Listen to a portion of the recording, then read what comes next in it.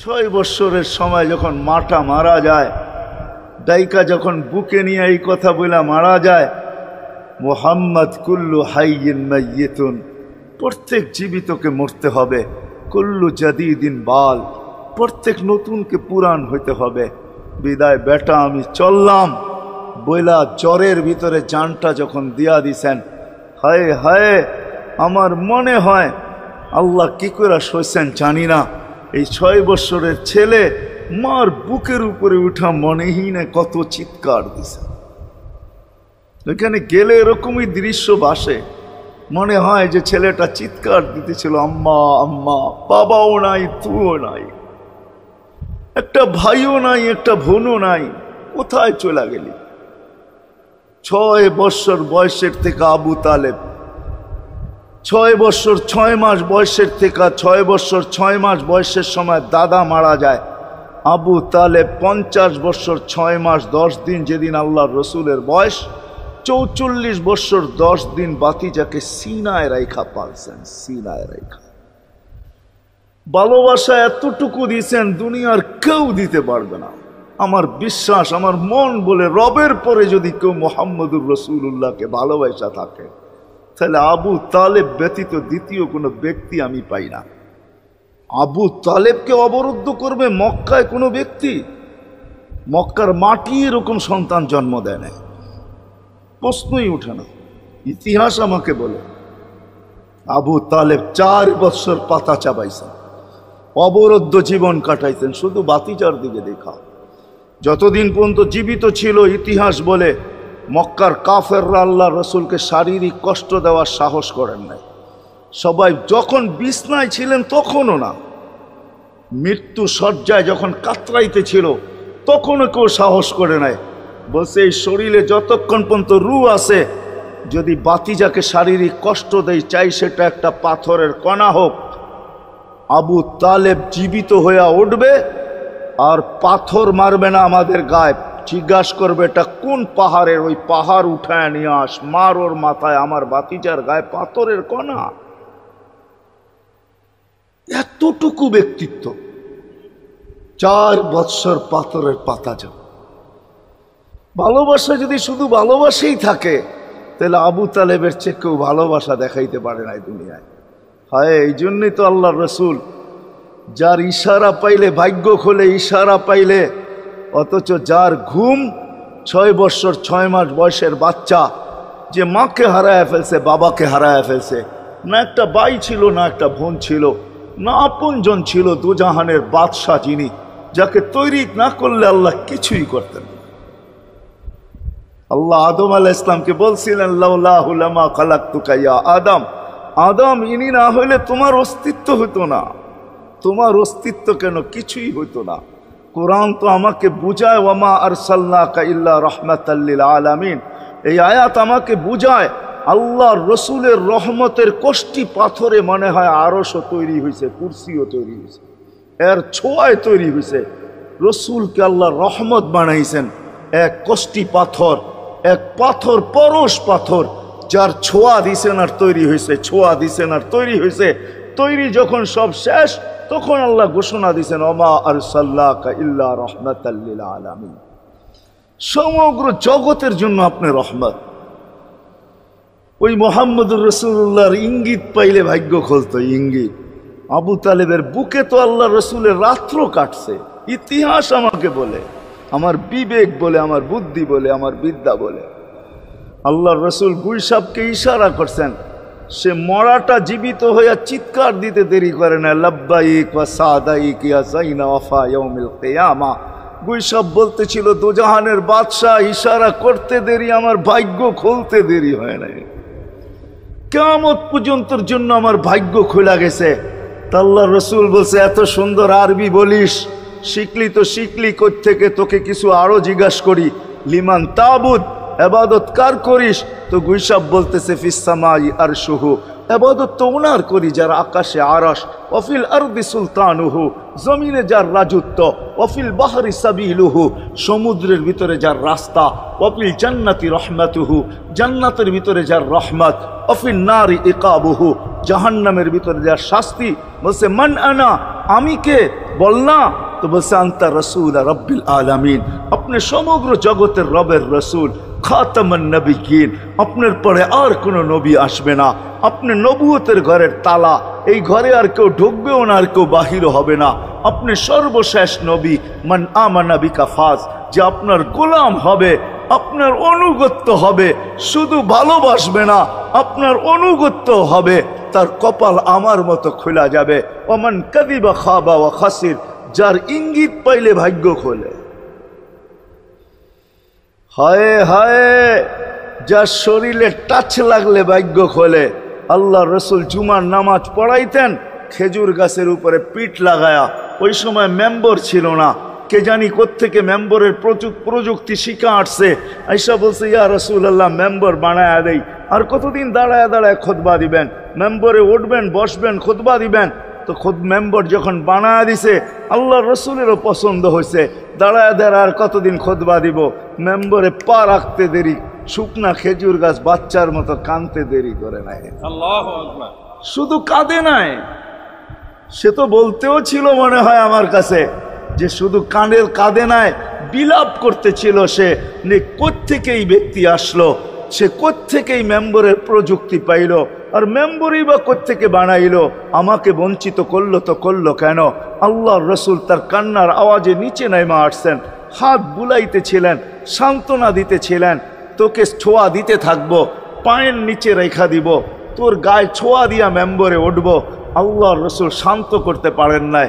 সর্বশেষ যখন বলছেন, তোকে জান্নাতে নিয়ে যাব, তুই দুনিয়া আমাকে খেজুর খাওয়াইতে পারিস না, জান্নাতে নিয়ে যাব, তুই জান্নাতে খেজুর দিবি, আমি মন বড়া খাবো, তখন যে তার কান্না ঠান্ডা হয়েছে। মেরে দোস্ত, যার ছোঁয়া লাগলে ভাগ্য খোলে।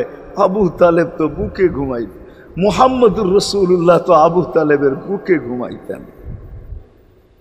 শুধু ছোঁয়া না, যাকে কাছের থেকে দেখলে ভাগ্য খোলে।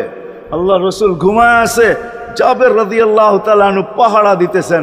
দূরের থেকে একটা গাছ মানুষের মতো হাঁটতে হাঁটতে আসতেছিল, মাথার কাছে দাঁড়াইছে, দীর্ঘক্ষণ দাঁড়ানোর পরে চলে যায় নিজের গায়ে জায়গায় লেগে গেছে। ঘুমের থেকে যখন উঠছেন তো বলতেছিলেন, ইয়া রাসূলুল্লাহ, জাদু দেখলাম। কয় কিসের জাদু? কই গাছটা দূর থেকে আসলো, মানুষের মতো হাঁটতে হাঁটতে আপনার মাথার কাছে দাঁড়াইলো, দীর্ঘক্ষণ দাঁড়ানোর পরে আবার চলে যায় নিজের জায়গায় লেগে গেল, মনেই হয় না সে একবার উঠে আসছিল। আল্লাহর রসুল হাসতেছিল আর বলতেছিল, ও দূর থেকে আমাকে দেখতেছিল, ওর মন ভরতেছিল না, ও আল্লাহর কাছে দোয়া করছে, আল্লাহ তোমার হাবিব এত কাছে, আমি এত দূরে, একটু অনুমতি দাও না, মাথার কাছে যায় একটু মন ভরা দেখি। হায় হায় হায় হায় হায়, ভালোবাসার জায়গায় ভালোবাসা থাকলে চলবে না, ওই দিকে নিয়ে যাইতেছি, লম্বা কথা হবে না। কেন না, আমার মেমোরি, আমার আইসি অনেক আগেই বন্ধ হয়ে গেছে, আমাকে 10টার আগে বসাইতে হবে, তাহলে আমার আইসি ওপেন থাকবে। 10টা বেজে গেল, এরপরে এটা অফ হয়ে যাবে, এটা আর খোলা যাবে না। এই জন্য লম্বা করা যাবে না, শর্টের ভিতরে। কিন্তু সিরাত এই জন্য বুঝাইতেছি আপনাদেরকে, সিরাত যদি না হইতো, এই হিডিং আমাকে দায়িত্ব দিতেছে যে আমি সিরাত প্রয়োজন কেন এটা বুঝাই, ডাইনে বামের কথা না বলি, সিরাত কেন প্রয়োজন, কতটুকু প্রয়োজন, শ্বাসে শ্বাসে প্রয়োজন না কদমে কদমে প্রয়োজন, জীবনের প্রত্যেক পর্বে পর্বে প্রয়োজন না শুধু আখেরাতে প্রয়োজন, দুনিয়ায় প্রয়োজন না। না না, এটাই বুঝাইতে চলতেছিলাম আপনাদেরকে, যে এই রসুলকে কাছের থেকে দেখলে ভাগ্য খোলে, যার কথা মানতে পারলে ভাগ্য খোলে। হায় হায়, কেমনে বুঝাবো, জানোয়ার চিনছে, আমরা চিনি নাই। বিদায় হজের দিন আল্লাহর রসুল সাল্লাল্লাহু আলাইহি ওয়াসাল্লাম উট জব করছেন, উট 100-র উপরে উট জব করছেন, 40টার মতো নিজের হাতে করছেন, বাকিগুলা আলী রাদিয়াল্লাহু তাআলা আনহু করছেন। যখন আল্লাহর রসুল করতেছিল তো উটদের ভিতরে ঝগড়া চলতেছিল, কার আগে কে আসবে আর হুজুরের ছুরির নিচে গলা দিবে।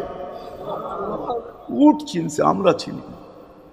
এই জন্যই তো প্রথমে বললাম একজনও পাওয়া যাবে না।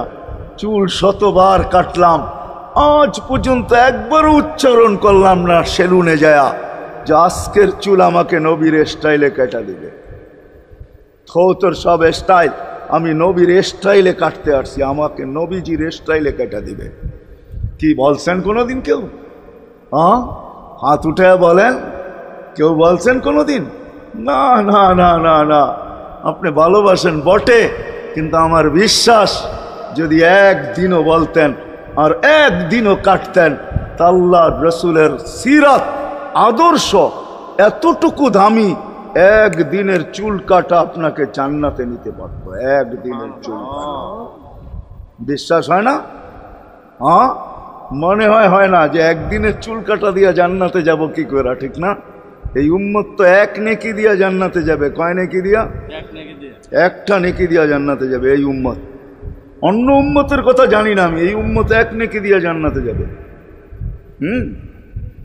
নবীর একটা আদর্শের কারণে জান্নাতে যাবে। সিরত মানি আদর্শ, আর এটা আমরা কদমে কদমে মোহতাজ।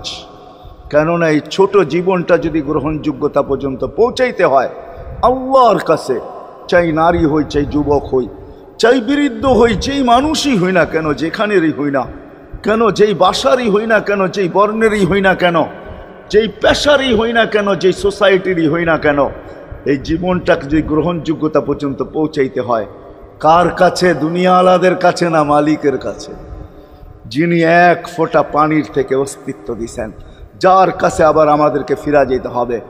পালানের কোনো সুযোগ নাই। এই জন্যই কোরআন আমাদেরকে বোঝায় আইনাল মাফার। আল্লাহ বলতেছে কোথায় ভাগবে তুমি, বলো কোথায় ভাগবে? কবির কথাই সত্য, যদিও নাকি পালাও তুমি আকাশেতে লাগিয়ে সিঁড়ি লাগাও, যদি আকাশে চলে যাও তো আল্লাহ বলে তোমার বাগার কোনো সুযোগ নাই। কেননা ইল্লা বি সুলতান, ওইখানেও আমার রাজত্ব, এইখানেও আমার রাজত্ব, ডাইনো আমার রাজত্ব, বামে আগে পিছে উপরে নিচে সর্বত্র আমার রাজত্ব। আমার রাজত্বের বাহিরে যাওয়ার ক্ষমতা তোমাদের নাই। দ্বিতীয় কথা এটো, আইনা আনা মাআকুম আইনা মা কুনতুম, যেখানে যাবে ওইখানে আমি সঙ্গে থাকব, আমাকে দূর করতে পারবে না। যদি করো তাহলে তুমি থাকবে না, তোমার অস্তিত্বই থাকবে না।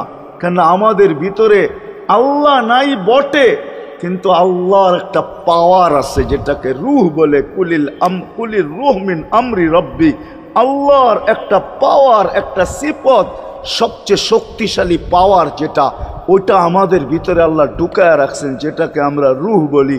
কোরআনের ভাষায় রূহ বলে, বাংলা ভাষায় আত্মা বলে। যেটাকে আমরা আত্মা বলি ওটা আল্লাহর হুকুম ছাড়া কিছু না। আল্লাহ বলে ওটা মনে করে নাও আমি তোমার ভিতরে আছি, কেননা এটা আমারই জিনিস। কুলির রূহ মিন আমরি রব্বি, আমাকে পৃথক করলে আর তুমি থাকবে না। তখন তোমার চক্ষু থাকবে আইন লা তানজুর, তোমার চক্ষু থাকবে দেখবে না। উদুন লা তাসমা, কান থাকবে শুনবে না। লিসান লা তান্তিক, জবান থাকবে কিন্তু জিহ্বা থাকবে কিন্তু বলবে না। আকলুন লা তুমাইয়িজ, তোমার মগজ থাকবে ভালো মন্দ বুঝবে না। কলব লা তাতাফাক্কার, দিল থাকবে কিন্তু চিন্তা করার ক্ষমতা তোমার থাকবে না। ইয়াত লা তাফতিশ, হাত থাকবে ধরবে না। রিজল লা তামশি, পাও থাকবে চলবে না। তুমি হবে লাশ। ওই আল্লাহ পর্যন্ত যদি গ্রহণযোগ্যতায় পৌঁছাইতে হয়, ওইখান থেকে বাহির হয়ে গেছি। ভালো তো বাসি, কিন্তু আগেরটুকু জানি না। ও মেরে দোস্ত, শুধু ভালোবাসলে চলবে না। আবু তালেবের চেয়ে বড় ভালোবাসা আপনার আমার ছিল না। সাহাবাদের মতো ভালোবাসা আপনার আর আমার নাই। আছে নাকি? হ্যাঁ, আবু তালেবের মতো ভালোবাসা ছিল। চলেন শর্ট করি। আবু তালেবকে নিজের হাতে আল্লাহ রসুল কবরে রাখছেন। যখন রাখতেছিলেন তখন চিৎকার দিতেছিলেন, আম্মি মা তারাক্তালি সাবিলা, চাচা কোনো রাস্তা রাখলেন না আমার জন্য। বলছিলাম কলেমা পড়েন, পড়লেন না। বলছিলাম ঠোঁটটা হেলান, হেলাইলেন না। বলছিলাম চুপ থাকেন, তাও থাকলেন না। সর্বশেষ একটা চিৎকার দিলেন, আলা মিল্লাতি আব্দুল মুত্তালিব, আব্দুল মুত্তালিবের ধর্মের উপরে চলে যেতেছি। এই কথা বইলা দুনিয়ার থেকে বিদায় নিলেন। চুপও যদি থাকতেন তো আমার জন্য কোনো সুযোগ হইতো। চাচা, ও চাচা, আমার জন্য কোনো রাস্তা রাখলেন না।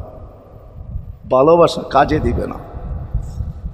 এই জন্য চলেন জীবনটাকে গ্রহণযোগ্যতা পর্যন্ত পৌঁছাইতে হইলে কদমে কদমে মুহাম্মদুর রাসূলুল্লাহর আদর্শ লাগবে, যেটাকে আরবি ভাষায় সিরাত বলে, যেটাকে কেরিয়ার বলে। আল্লাহর রসুলের কেরিয়ার লাগবে, আল্লাহর রসুলের আদর্শ লাগবে, আল্লাহর রসুলের সিরত লাগবে, আল্লাহর রসুলের চরিত্র লাগবে। এই জন্যই আল্লাহ কোরআনে বলছেন, লাকাদ কানা লাকুম ফি রাসূলিল্লাহি উসওয়াতুন হাসানা, তোমরা লিমান কানা ইয়ারজুল্লাহ, তোমরা যদি আমাকে পাইতে চাও তাহলে আমার আদর্শ সহজ করছেন, কঠিন করেন নাই। আল্লাহ কঠিন করতে পারতেন, আল্লাহ সহজ করছেন। কেননা আসলে উদ্দেশ্য ছিল আল্লাহকেই মানা, আল্লাহকে মানা উদ্দেশ্য ছিল। কিন্তু আল্লাহকে চোখে দেখা যায় না, মানবে তো মানবে কি কইরা? আল্লাহর কথা শোনা যায় না, তো আল্লাহকে মানবে তো মানবে কি কইরা? আল্লাহকে তো দেখা যায় না, আল্লাহকে তো আল্লাহর কথা শোনা যায় না, আল্লাহকে ধ্যান ধারণায় আনা যায় না, কোনো ধ্যান ধারণার ভিতরে আনা যায় না যে আল্লাহর আকৃতি এরকম। আল্লাহকে ধ্যান ধারণায় আনা যায় না, বর্ণনা দিয়া শেষ করা যায় না। আল্লাহর বর্ণনা দিয়ে কেউ শেষ করতে পারবে না। কোরআন বড় কিছু আমাদেরকে বুঝাইছেন, অনেক বুঝাইছেন যে আল্লাহর বর্ণনা দিয়ে শেষ করা যাবে না। আল্লাহ শুধু আল্লাহ না, 99 নাম দেখলেই বোঝা যায় যে আল্লাহকে। আল্লাহ শুধু আল্লাহ না, আল্লাহ 99টা পদের অধিকারী। বিদায় আল্লাহ ধরা ছোঁয়ার বাহিরে আল্লাহ মানুষ প্রশ্ন করতে পারে, আপনাকে মানবো তো মানবো কি কইরা, পাবো তো পাবো কি কইরা? তো আল্লাহ আসান করছেন যে আমার নবীর আদর্শের ভিতরে আমি লুকায়িত আছি। ফুলের ভিতরে যেরকম ঘেরান লুকায়িত থাকে, আমার নবীর আদর্শের ভিতরে আমি লুকায়িত। নবীর আদর্শ মানতে থাকবে, আমাকে পাইতে থাকবে। এই জন্যই রাসূলুল্লাহর আদর্শ দরকার, সিরাত দরকার, কেরিয়ার দরকার। আর কেন আপনি আদর্শ মানবেন না? জীবনটাই তো আপনার জন্য আমার জন্য ছিল, ঠিক না? চোখের পানি ছিল তো আপনার জন্য, চিৎকার ছিল তো আপনার জন্য, রাত ছিল তো আপনার আমার জন্য, দিন ছিল তো আপনার আমার জন্য। দুনিয়ার কোনো মুহূর্ত নাই যেখানে যে আপনাকে আমাকে ভুলে গেছেন, এমন কোনো মুহূর্ত নাই। আরশে যাইও আপনাকে আমাকে ভুলেন নাই। যখন আরশে গেছে আমার বিবেক বলে ওইখানে হারায়া যাওয়া দরকার ছিল। মুসা আলাইহিস সালামকে আল্লাহ আরশ থেকে নিজেকে দেখানোর জন্য তাজাল্লি দিছেন। শুধু তাজাল্লি, আকৃতি না, তাজাল্লি দিছেন। 40 দিন বেহুশ ছিলেন, 40 দিন, 40 দিন। অথচ বন্ধু দুইজনে পাশাপাশি বসা, কাবা কাউসাইনি আও আদনা ফাদানা ফাতাদাল্লা ফাআওহা ইলা আবদিহি মা আওহা, পাশাপাশি বসা আছেন। তীর ধনুক থাকলে আপনাদেরকে আমি দেখাইতে পারতাম কতটুকু কাছে হয়েছিলেন। এরকম কাছে হারায় যাওয়া দরকার ছিল। আল্লাহ যখন জিজ্ঞাসা করছেন কি চাইতে আসছেন, আসআলুকা উম্মতি, এইখানে উম্মত চাবো না তো আর চাবো কি? এই সুযোগ পাবো আর পাবো কখন? এই টেবিলে উম্মত না উঠলে উঠবে কোথায়? এরকম কাছে হব তো হব কখন? এত কাছে পাবো তো পাবো কখন? এত কাছে হব তো হব কখন? এরকম পরিবেশ হবে তো হবে কখন? আপনি এরকম খুশি আবার হবেন তো হবেন কখন? আপনি আমাকে ডাইকা নিয়ে আসছেন, মেহমান বানায়া, আপনি মেজবান, উম্মত চাই। আল্লাহ জিজ্ঞাসা করছে এইখানে উম্মত? তো যুক্তি দিতেছে, আনতা রব্বুল করিম আনান নবিয়্যুর রহিম কাইফা তুদাইয়ু হাদিল উম্মাহ বাইনাল কারিমি ওয়ার রহিম। শুরুতে আপনি, শেষে আমি। শুরুতে আপনি রব্বে করিম, শেষে আমি নবী রহিম। দুইয়ের মাঝে উম্মত জাহান্নামে চলে যাবে। আমি আমার মনকে বুঝাইতে পারবো না, আমি উম্মত চাই। আল্লাহ সান্ত্বনা দিতেছেন, কাসসামতুল কিয়ামাতা কিসমাইন, কিয়ামতকে 2 ভাগে ভাগ করছি। আমি জানি আপনি একাই চিৎকার দিবেন কিয়ামতের মাঠে, উম্মতি উম্মতি বইলা, আর কেউ উম্মতকে স্মরণ করবে না। নবীরা তো মাকেও স্মরণ করবে না, বোনকেও স্মরণ করবে না, সবাই নাফসি নাফসি বলবে। আপনি উম্মতি বইলা চিৎকার দিবেন। বিদায় কিয়ামত আপনার আর আমার মাঝে ভাগ, আর কারো মাঝে না। সালতো তা সাফি তো সাফা, ওই দিন আপনি চাইতে থাকবেন, আমি দিতে থাকবো। আপনি সুপারিশ করবেন, আমি মঞ্জুর করতে থাকবো। লা ইউখজি কাফি উম্মতিক, আপনার উম্মতের ব্যাপারে আপনাকে আমি লজ্জিত করব না। কোরআন আসছে আল্লাহর রসুলের কাছে, অদ্দুহা ওয়াল লাইল ইদা সাজা মা ওয়াদ্দাআকা রাব্বুকা ওয়া মা ক্বালা। এই সূরার ভিতরেই আছে সাওফা ইউতিকা রাব্বুকা ফাতারদা, আপনাকে আমি রাজি করে ছাড়বো। কোরআন যখন নাজেল হইতেন তো কি অবস্থা হইতো ওলামারা জানে। আল্লাহ রসুল ঘামতে থাকতেন, এতটুকু কষ্ট হইতো, কখনো কখনো বলতেন কাদার রু আইয়া খরুজ, মনে হয় আমার রুটা বাহির হয়ে চলে যাবে। ওই কষ্টের ভিতরে জিবরিল যখন সাউফা ইউতিকা রব্বুকা ফাতারদা পড়তেছিল, ওইখানেই থামায়া দিছে, জিবরিল থামো। বলছে কেন, সূরা এখনো শেষ হয় নাই। বলছে থামো, আল্লাহ আমাকে রাজি করতে চাইতেছেন, আমি এই মুহূর্তেই আল্লাহর কাছে কিছু চাইতে চাইতেছি। বলছে তোমাকে সাক্ষী রেখা। বলছে কি চাবে? তো চিৎকার দিয়া বলতেছে ইলাহি লান আরদা, ইলাহি লান আরদা হাত্তা ইয়াকুনা ওয়াহিদ মিন উম্মতি ফিন নার। ও মাবুদ, ও ইলাহি, ও আল্লাহ, এক উম্মত জাহান্নামে থাকা পর্যন্ত আপনার উপরে রাজি হব না। আল্লাহ, এক উম্মত থাকা পর্যন্ত রাজি হব না। যে আরশে যায় বলে নাই, কিয়ামতের মাঠেও বলবে না। উম্মতি চিৎকার দিবে, হাসান হোসাইন দিবে না। হাসান হোসাইন কলিজার টুকরা ছিল, কোনো একদিনের কাহিনী। হাসান হোসাইন জিজ্ঞাসা করছে নানা যান আপনি উত্তম না আমরা উত্তম? আল্লাহ রসুল সাদা সিধা জবাব দিছে আমি উত্তম, আমি সাইয়্যিদুল আউয়ালিন ওয়াল আখিরিন, আনা সাইয়্যিদা উলদি আদম, লিওয়াউল হামদি বিয়াদি ইয়াউমাল কিয়ামা। হায় হায়, আল্লাহর জান্ডা কিয়ামতের দিন আমাদের নবীজির হাতে থাকবে। মাধবদের মানুষ বোঝেন আমি যেটা বুঝাইতে চাইতেছি। ওই হাসান হুসাইনের খবর নিবেন না, নিবে উম্মতের খবর। জিজ্ঞাসা করছে নানা যান আপনি উত্তম না আমরা?